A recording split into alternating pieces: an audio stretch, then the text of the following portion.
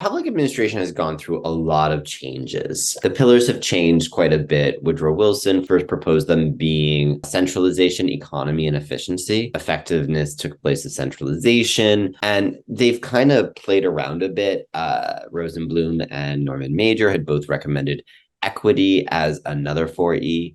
So the E's have changed over time, and that reflects really the changes in the field of public administration. Technically speaking, either you can look at them as the three E's of economy, efficiency, and effectiveness, or you can see them as the four E's: economy, efficiency, effectiveness, and equity. But what I think is important for students to really understand is that all of these are very fluid based on really what's going on at the time period and what the field of public administration is responding to at the time.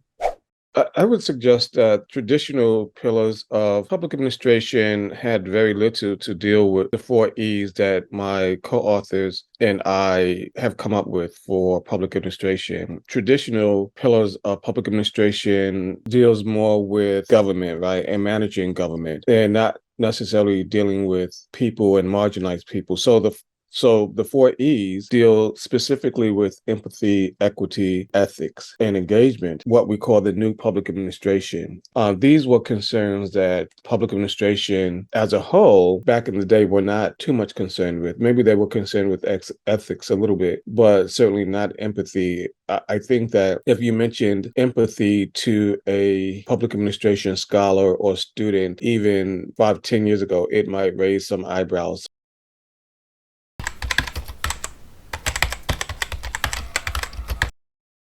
Before you are trying to respond to issues that we're dealing with right now, post COVID, really, I always say COVID didn't bring new inequities. They highlighted a lot of the inequities we already had.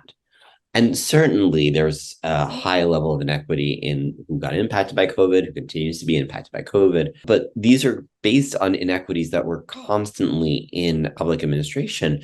So what the 4Es are really trying to do is respond to what we need to do for the future. And a lot of what public administration really needs to do in the future is look at equity and make our field more equitable so that we can make sure we are responding to all of our constituents.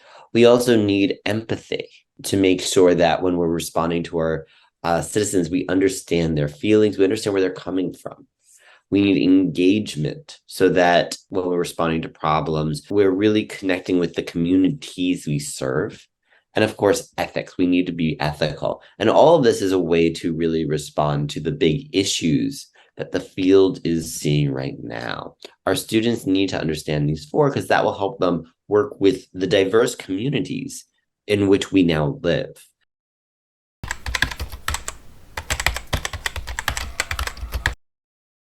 Well, good question. I think that public administrators, for so many years in their case, they have been looked upon as just sort of these bureaucrats, right, trying to get the work done. However, when they engage with the four E's, they will find out that the world will be a better place. That is such a old cliche term, but I believe it's true. And also, public administrators, I would argue, leaders generally speaking, when they begin to look at the four E's, they will understand that the four E's can be applicable for any situation in any professional setting, not just public administration. Years and years gone by, we haven't really dealt with the four E's, and now we are. And I think when public administrators, public scholars, public servants, students of public administration, all of these folks, when we all engage with the four E's, we begin to see a significant shift in our thinking to embrace the human, the entire human. And I think that's what we're saying here in this symposium that we've done.